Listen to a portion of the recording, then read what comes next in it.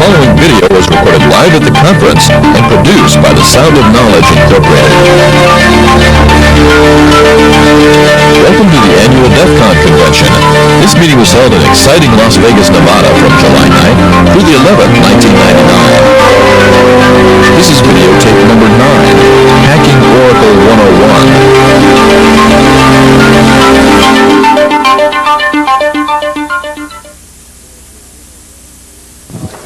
Thank you.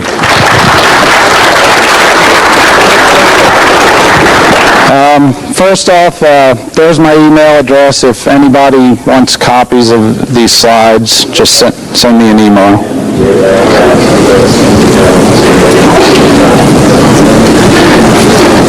First, a usual disclaimer.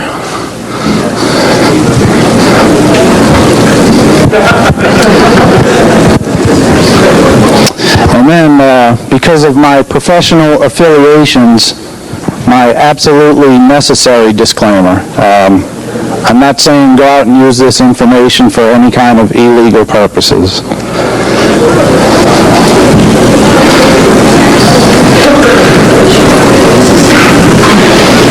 Okay, what is Oracle? Oracle is a relational database management system. Databases provide a transparent interface between the storage of data and the representation of data. And Oracle is a very widely used database. It's very prevalent in industry. What's the value of attending this presentation? One is that, like I said, Oracle is widely used. If you get some Oracle expertise, you can go out and make some money with it.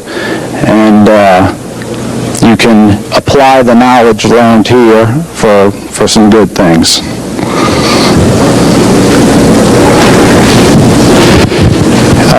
Oracle uses standard query language to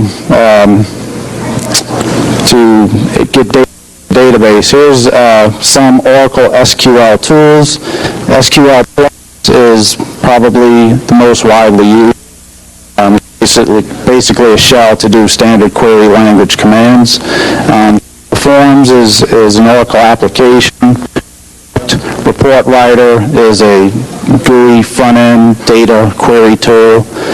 SQL Menu also is an application front-end for menu applications. SQL Loader will load data from system files into the database. SQLnet is the TCP IP communications protocol used to communicate in client-server fashion. And SQL DBA is an administration tool. Here's a few other Oracle tools. Basically, these are case tools, the first two to help develop applications, and the last one's a newer reporting utility.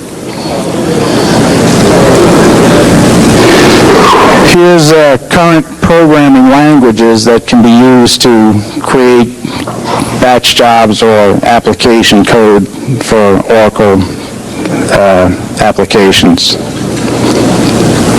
Basically, it's each of these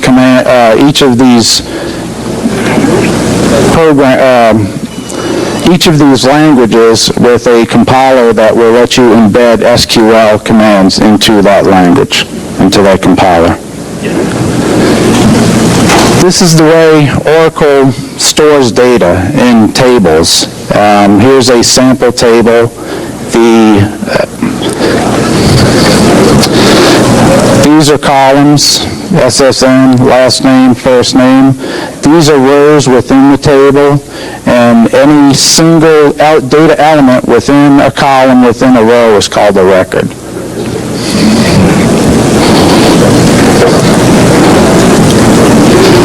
Okay, if you're on an OS and you want to know if they have Oracle on that OS, here are some ways you can determine if Oracle is present on that system. On Unix, PS lists the processes and grep anything with ORA in it. On MVS, under Interactive System Productivity Facility, there should be an Oracle option. On VMS, you list the processes, and on NT, there'll be an Oracle option under Programs, and it will also be running as a service.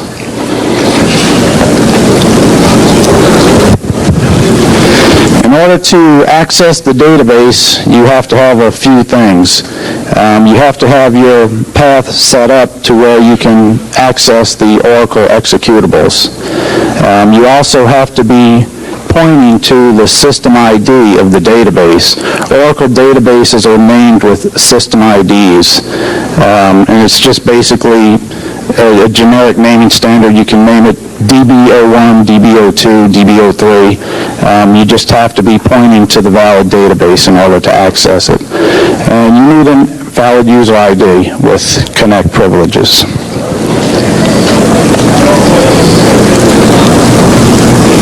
In order to identify valid environment variables, you could check the INI files to see what databases have been loaded on that system. And the environment variables, the path and the SID will be in those files. On MVS, it's in sys1.proclib. On VMS, INI files, and NT INI files.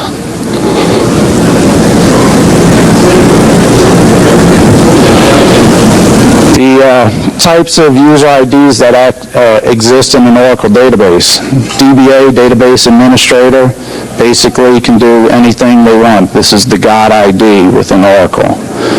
Privileged user is a user that has been granted specific privileges to data elements within the database. And an unprivileged user can be a user ID that's been created but has been given no privileges but can access anything that's been granted to public. Within Oracle, some system elements and sometimes data elements are granted to public, which means any user ID can access it. So you don't need specific permissions if it's been granted to public.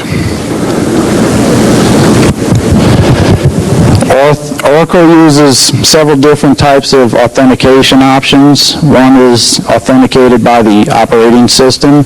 If you have a valid user ID in the operating system, you can get into the database. Another is standard user ID and password stored in the database. And two more X509 certificates and smart cards, which are newer options.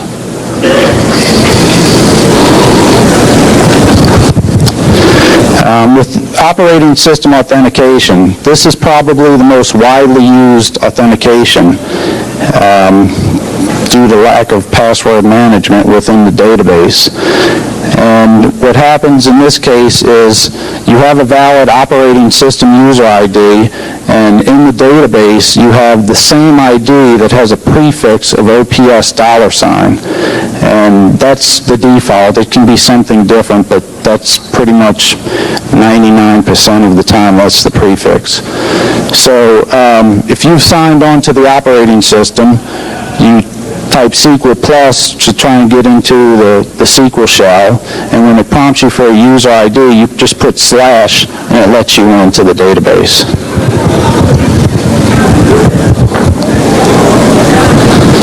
So, what does that mean? If you can become a user on the operating system that has a valid database user ID and they're using OS authentication, you're in the database. No additional authentication required.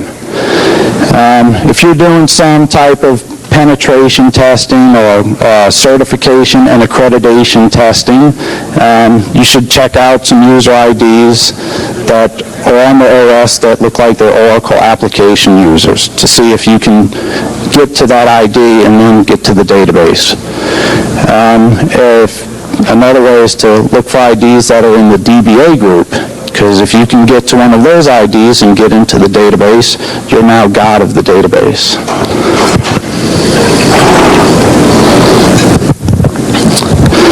The user ID and password authentication. This is pretty much used for client-server environments. The user IDs can be from 1 to 30 characters, cannot be nulls, but it can be a space. Passwords are stored encrypted in the database, and basically when you log in, it will encrypt the password value that you enter and match it up against the stored value in the database. The big problem with this is that the DES key to do this crypto is not well secured. So if you access that key, you can pretty much crack all the passwords in the database.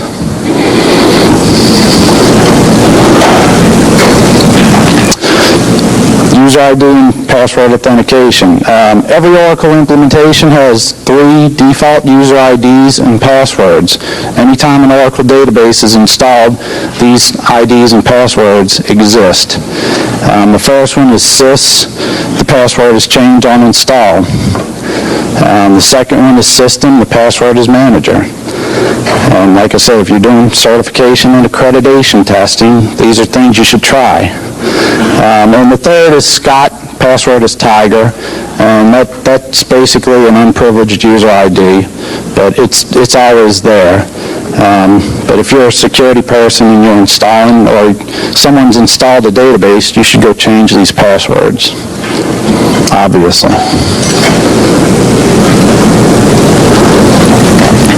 Sys is the only ID that can start, stop, or tune the database. But system or any other ID that has the DBA role granted to it can do anything in the database except start, stop, or tune it.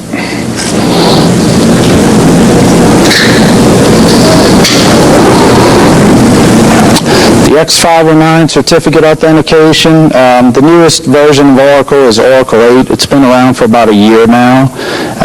They have a separate security server that's an option with the database, and with it you can use X509 certificates to authenticate yourself to the security server and then to the database. And the smart card is the same thing.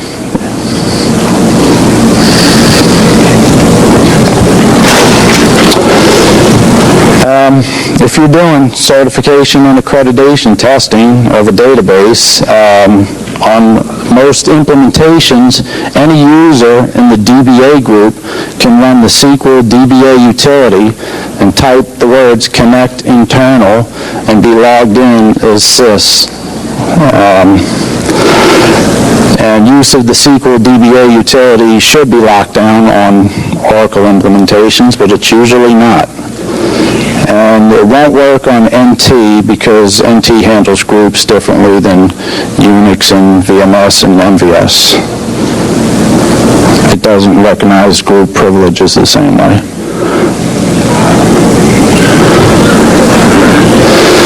Okay, once you're in the database, how do you access the data?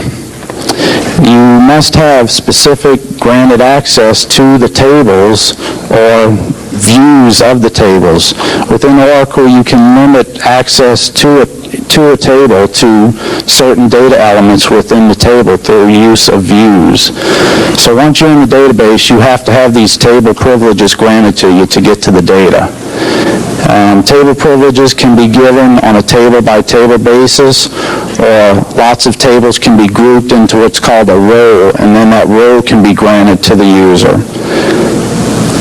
And only the owner of the table can grant access to the table, or a user ID that has been granted access to the table by the owner with grant authority, so they can re-grant permissions once they've been granted permissions. That's not typically done.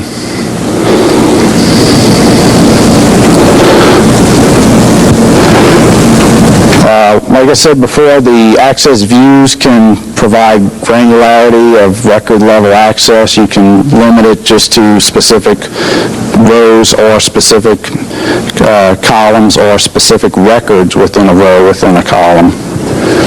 And all users employ SQL in some way to retrieve and present data.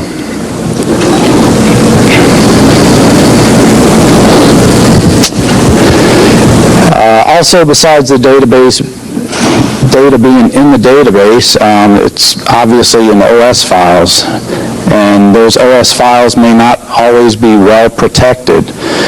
If you find the OS files and they're readable, a lot of the data will be gibberish because of the format it's stored in, but there will be normal, readable, clear text data in those OS files.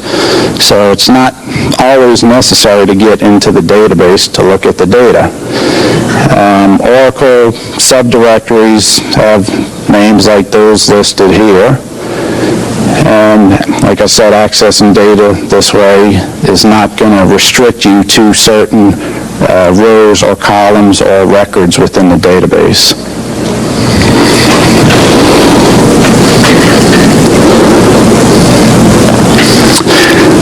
Here are some Oracle system privilege roles. You must grant connect to any user ID that has to log on to the database. Connect is a role within Oracle. If you grant the resource role to a user, that will allow them to create, manage, or drop database resources such as tables within their schema, which means under their user ID. And DBA is a role which allows users to do just about anything they want to do within the database. And within Oracle 7 and 8 came out with some other granular roles to further limit access to system resources. So you have some granularity where you don't have to make a user a DBA or just a normal user. You can just give them only the privileges they need to do their job. But before Oracle 7, these were pretty much the only system roles that existed.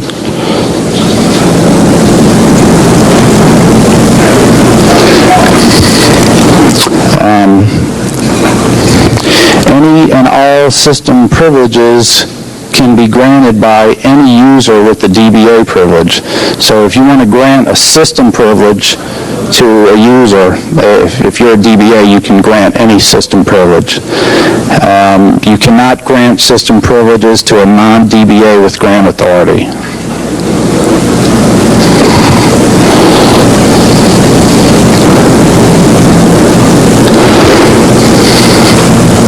Auditing within the database. Auditing in Oracle can be turned globally on or off by modifying the INI files for the database. This is going to require a restart to actually get the database to start or stop logging.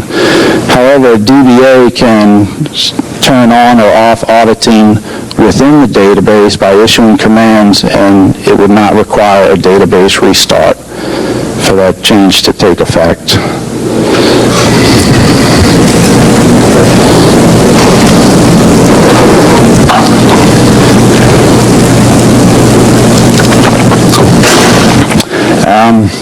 The DBA can set granular or global auditing parameters. And basically, I'm going to get into some commands later that specify the different types of auditing that a DBA can do within the database. All audit records are sent to the sys.aud $ system table. Any DBA can access those audit records not through querying the table itself, but through querying views that have been created to point to that table. And the sysaud $ table must be backed up to regular tables and cleared periodically. And the reason why is right here. If the sysaud $ table grows to 50,000 records, the database basically stops running. And if you audit every successful read of an Oracle table, you're going to reach that limit pretty fast.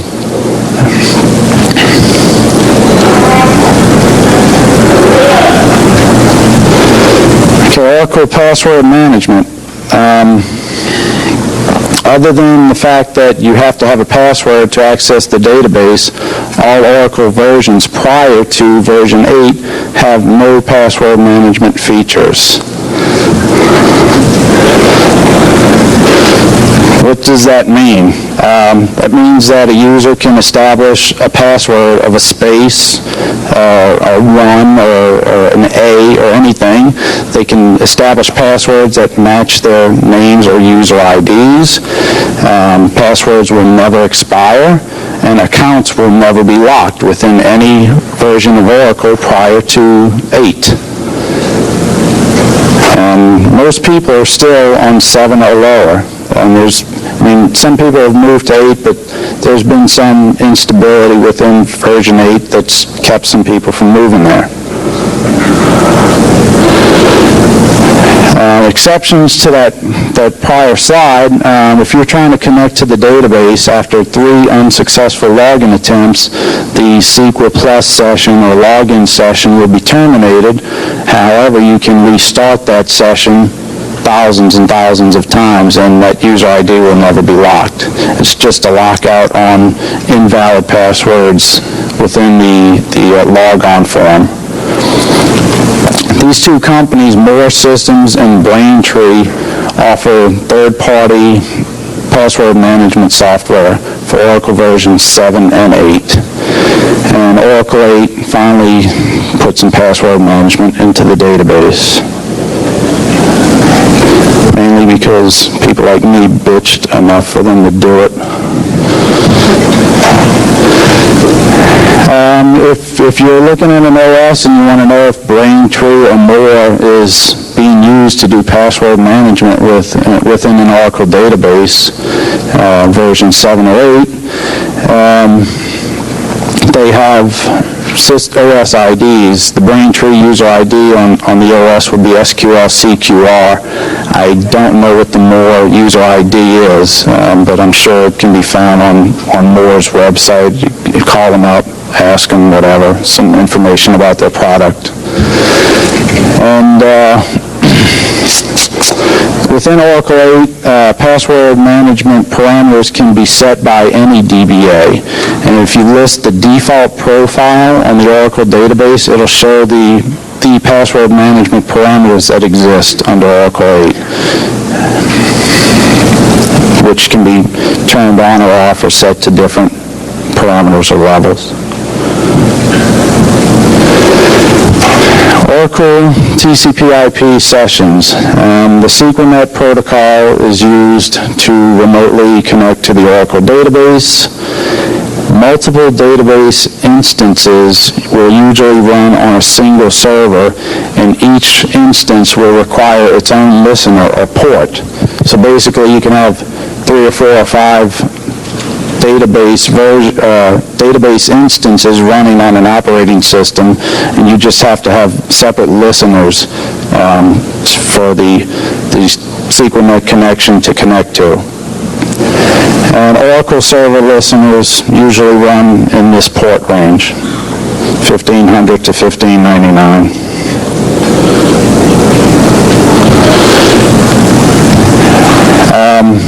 In order to encrypt SQLnet sessions, there was a product called Secure Network Services. Now it's called Advanced Networking Option. And sometimes it's used, sometimes it's not.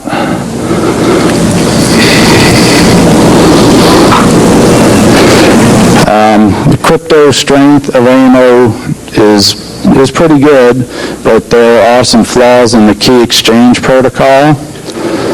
And basically, if you want to know what they are, you probably have to do a source code review and sign a non-disclosure agreement like I have, and you know, be able to pick out that stuff. And ANO encryption can be mandated or it can be optional. So, you know, the server can say every TCP/IP SQLnet session is encrypted, or you can encrypt if the client wants to or not.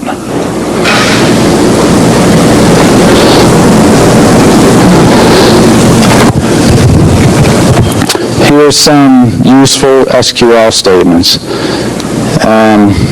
Grant connect to user ID being any user ID you want to name, identified by password being any password you want to name. That will create a new user within the Oracle database. If you want to change the user's password, you could use that second command. And basically all the information here, I gave this presentation to a guy that had to do some certification testing, and he took this presentation and went at this database he knew nothing about. He really didn't know anything about Oracle, and he was able to get into the database lots of different ways and do lots of different things once he got there. You can grant the DBA role to a user ID if you are a DBA, or if you're in the system account or sys account within the database. And you can drop user IDs by drop user ID, cascade. The cascade is an option, and it will drop all the tables created by a user when you delete the user ID. If you don't use cascade, the user ID goes away, but the tables still exist.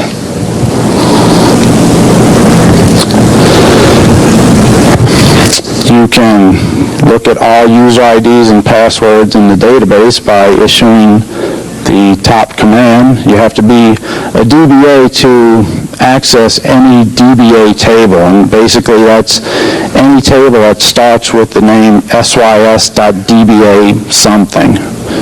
Only DBAs can query those tables. There are also some tables within Oracle that start with the word ALL. Any user ID on the system can query those tables. So any user could look at all the user IDs on the system by selecting username from all users. That table, all users, does not have the password stored in it, so you would not get the encrypted passwords. Select asterisk from profile default. If you're in Oracle 8 and you want to see what the password management settings are, that's the command to do it. And if you wanted to change the default profile, you could do a command like alter profile default invalid logins unlimited. So then there would be no lock. What's that? Do you have to be a DBA to do that? Yes. In order to change that default profile, you do have to be a DBA. But there's plenty of ways to become a DBA. If you grant all on any table to a user ID, basically it's going to give you a whole list of permissions on that table, like select, which means read, insert into the table, modify the table, delete records out of the table, and a few others like create indexes on the table and links on the table. You can grant specific privileges, so if you want to just grant read access to a user ID, you could do grant select on the table to the user ID, and that user ID would only be able to read that table. And you can revoke everything on the table from a user ID if you want to take away access on a specific table or object.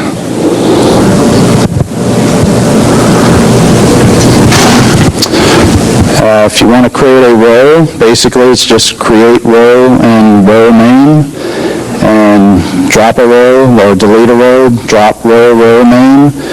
And if you want to add a bunch of table permissions to a row, you basically grant those table permissions to that row, and then the second to last command, you can grant that row to a user. Prior to version 7, there were no roles, so as a security administrator, your job was really hard because you had to grant specific table privileges to every user ID on the system. And with Oracle 7 and 8, you can just grant it to a single role and grant that role to every user that needs it. And the last command is to take a role away from a user ID.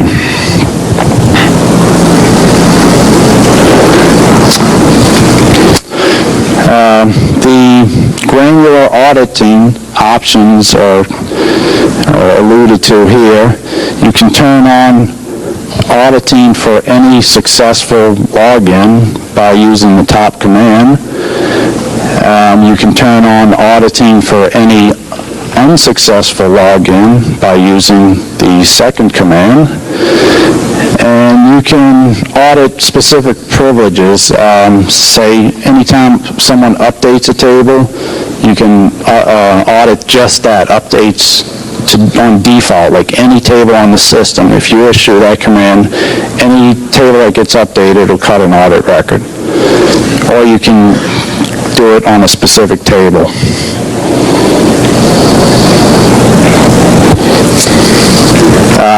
This first option is showing how to do it on a specific table instead of every table by default. You can turn off auditing by just doing no audit all on a table. So any access to that table at all would not be auditing if that statement was issued. And no audit all will turn off all statement auditing. Basically, any SQL statements that are issued will not be audited, and no audit all privileges would turn off auditing for any system privilege that was executed.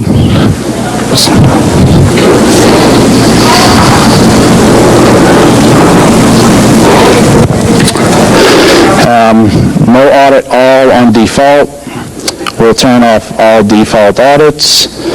If you want to turn on auditing for a specific user, you do audit session by the user ID. And if you want to turn off auditing for a specific user, you just issue no audit session by that user ID. So if you were doing something in the database and you didn't want to be audited, and you could issue that command, you would not be auditing. And delete asterisk from the sysall dollar table will delete all audit records.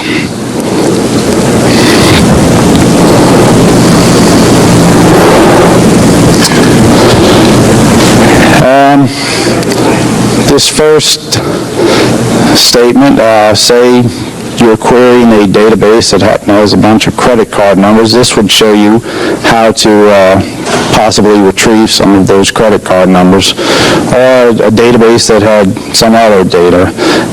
The second statement has a wildcard, fname like Liz % sign. Basically, you can put a % sign before or after any string, and that will give you any option like Liz or Lizzie, or anything that came after Liz, basically.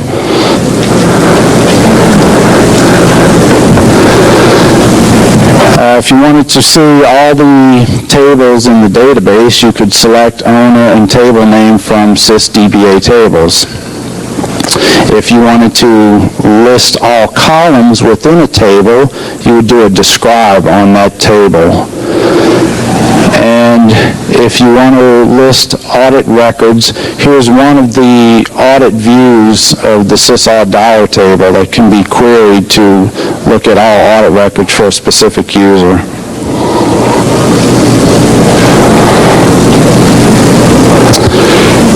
Here's some of the useful security tables within an Oracle database. The first one stores all users and passwords in that table. The second one, any table privileges that have been granted to anyone will be stored in that second one. The third one, any system privileges that have been granted to any user will be stored in the third. Any profiles that have been created and granted to specific users will be in the sysdba profile table. Any roles that have been created will be in the DBA roles table. Any role privileges, who they've been granted to, will be in the DBA role privs. And audit records will be under the view of the DBA audit trail table, and the sysall dollar table is the actual audit table.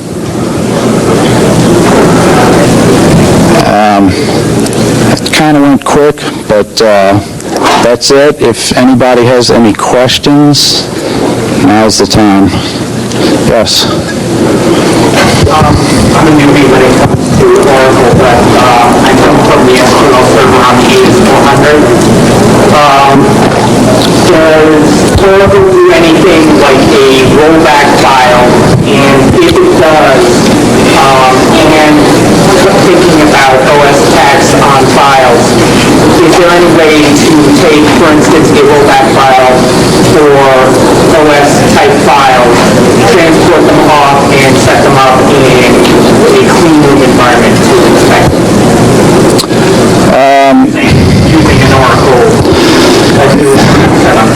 Okay, well, within Oracle, there are rollback segments. So if you're doing a lot of changes within the database and something happens, it crashes, you can roll back to some certain period in time. You want to know if you can offload those rollback segments? Or any... Yeah. Basically, you can structure, you can separate some of those things like the rollback segments on different disks on an OS. So, if you have a disk crash on a disk that has part of the database, it's not necessarily going to affect where you have stuff like rollback segments if you have it on a different disk. So you can separate those things. As far as putting them on another OS, I'm pretty sure you can do that. Let's do an export. Can you lazy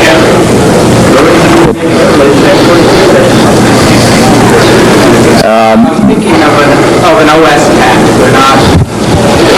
We're also restricted on the EDF file. Okay. Yeah, I'm not a DBA, so those functions are kind of outside of my realm.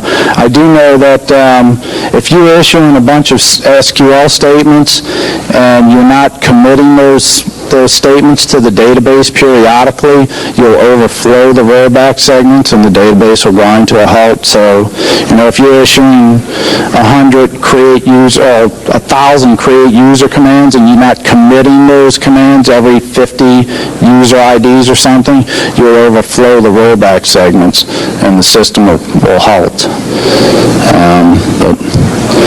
Yes.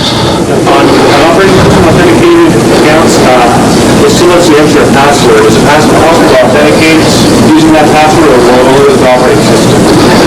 If you're using OS authentication and a user ID has already logged into the OS, it doesn't matter what the ID in the database has as a password.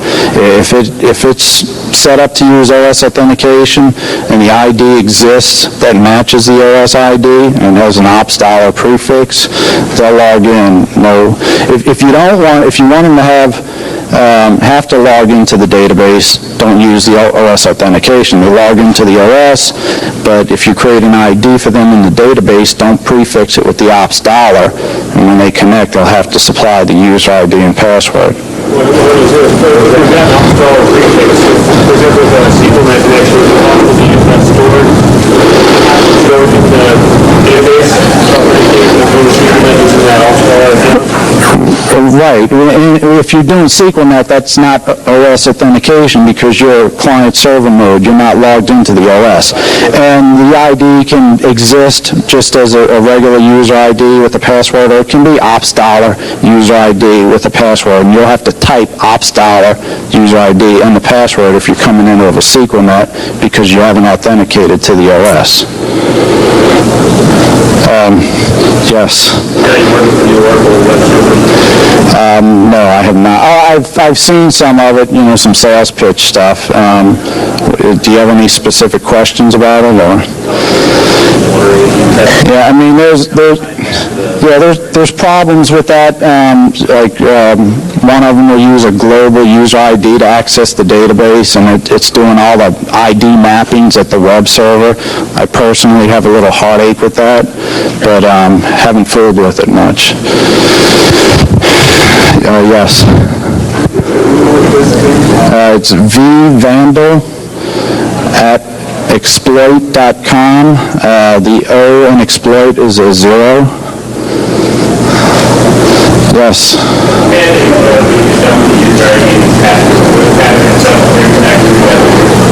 Does encrypted. An offline tool to list basically if you can access the OS data files from the OS, you'll see those encrypted passwords there.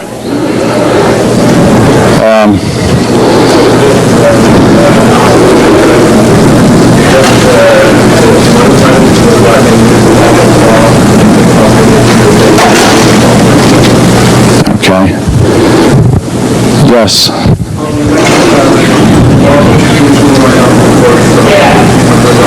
Right.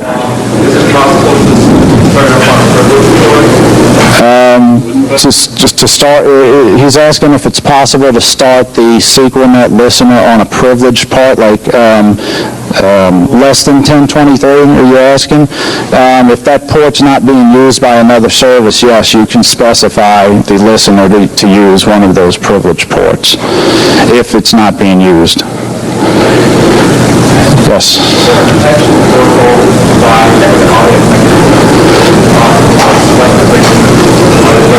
Oh yeah, I mean, those commands I was issuing, if you want to delete all audit records for a specific ID, you can do that. If you want to delete audit records on a specific table, like anybody that's accessed a specific table, you can do that. Basically, you just delete star from the sysall dollar table where some condition is met, whatever condition you need to meet. Does that answer it? I mean, okay, yes.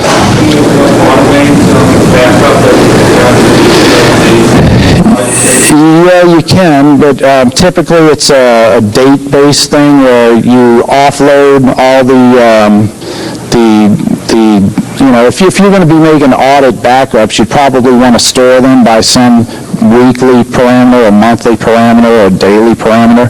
So you'd have to have your script set up to offload just that week's data and then a script that would delete just that week's data. So, you know, you can code that. So yes, you can automate it.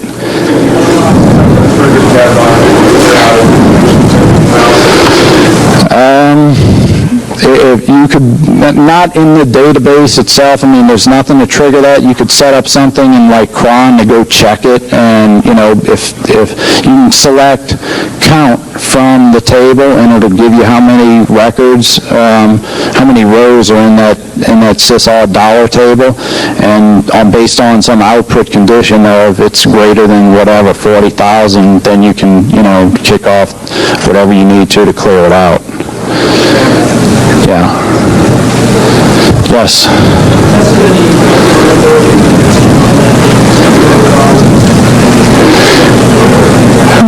Have I tested any vulnerabilities with the SQLnet protocol? As far as like man-in-the-middle attack, getting a key, a crypto key for the session, yeah.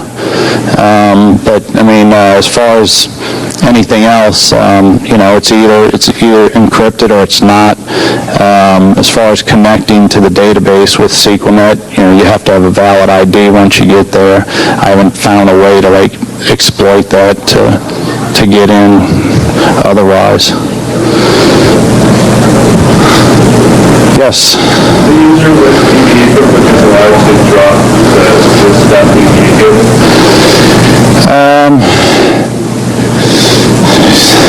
I don't think so. I don't think anybody can drop a DBA table, but I haven't actually tried that. That's a good little test. Yes. And that rollback overflow thing that you mentioned, right. That only apply to adding users, and that apply Oh no, any statements, like if you're inserting data into a table, you're inserting some row into a table, and you have insert this row, insert this row, insert this row.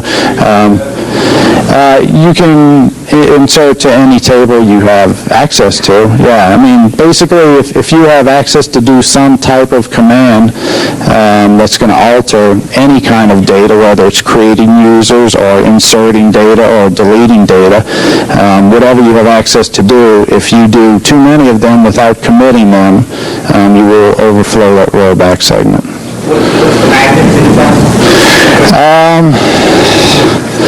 I mean, what I usually do is do a commit like every 50 and no more than 100 statements. I don't know exactly at which point it breaks. It probably depends on the complexity of the SQL command you're issuing, but I never go like over 100 SQL statements without issuing a commit, and you know, unless I want to break it.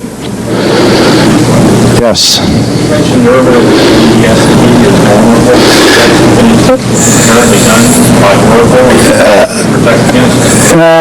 It's just something that Oracle overlooked. I mean, they do have the ability to encrypt the passwords, but they didn't really take good consideration in how they were going to protect that DES key.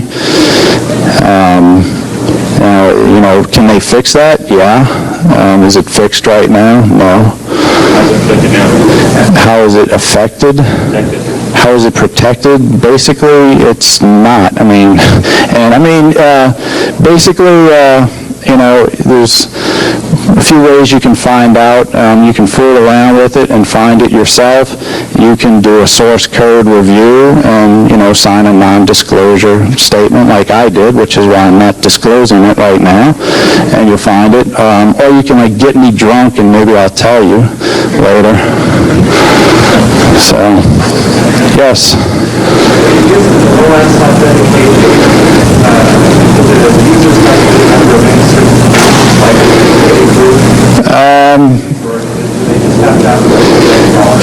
Well, usually if you're, using OS authentication, if you're setting up a bunch of application users, they normally be part of some application group, but it's not necessary for them to be in a specific group at the OS if you're using.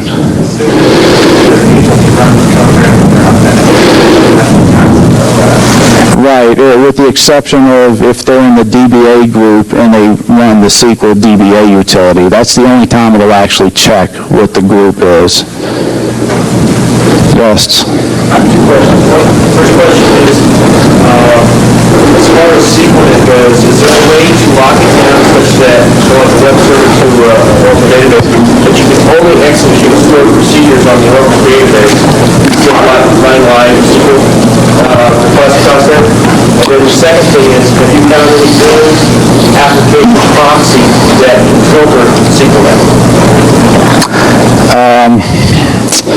If you only want them to execute stored procedures, you can set up profiles for a user within the database that can limit what they can do. You can basically say they can't issue this command, this command, this command, or any command except this one.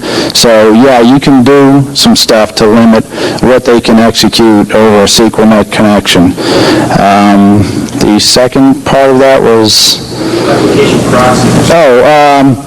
Most of the proxies, if you're talking about firewall proxies, are like generic proxies. They're not really doing any command filtering within the proxy. It's just some proxy to get them through the firewall and handle the SQLnet traffic. But to me, a generic proxy is not really a proxy. A proxy is going to limit what you can actually do while you're using that.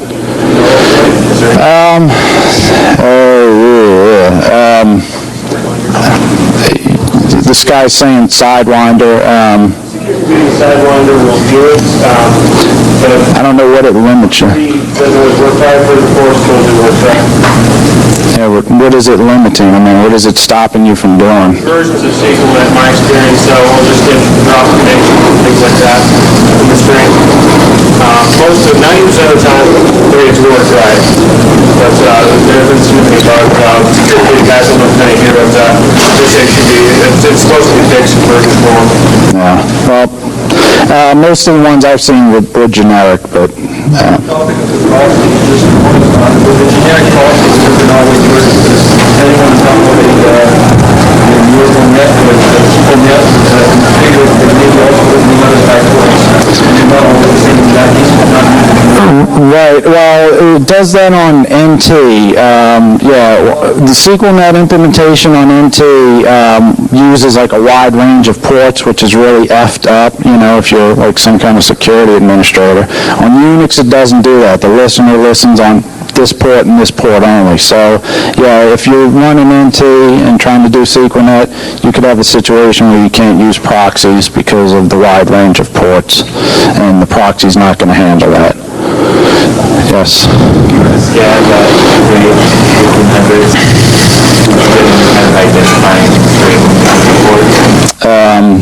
you would get that the port is open.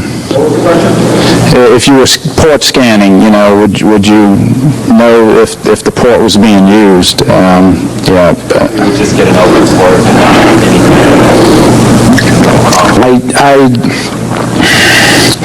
depending on, you know, what kind of scan you were doing, Is it a connection? yes, it is. If we're not directly taking the telnet line, for example, it would be just a blind stream and can enter or disconnect, so it's not the protocol itself. What you probably want to be doing is, you know, connecting SQL Plus over SQLnet to see if you get a user, you know, username login prompt. Yes. Do you have any possible way to exploit like the database listener to get operating system shell access? Like if you had if you're in a SQLnet session, if you host out back to your client. You don't host out to the OS. I mean, like some way to do it, or some sort of Right. I haven't tried that, so don't know. Yes. Do you have any experience with Oracle running on the Vandle, the way they're bundling it now? And if so, you know how they're doing the user authentication there? No, I've seen it, but I haven't played with it. Don't know. We'll have one more question. One more question? No more questions? Well, thank you all for coming.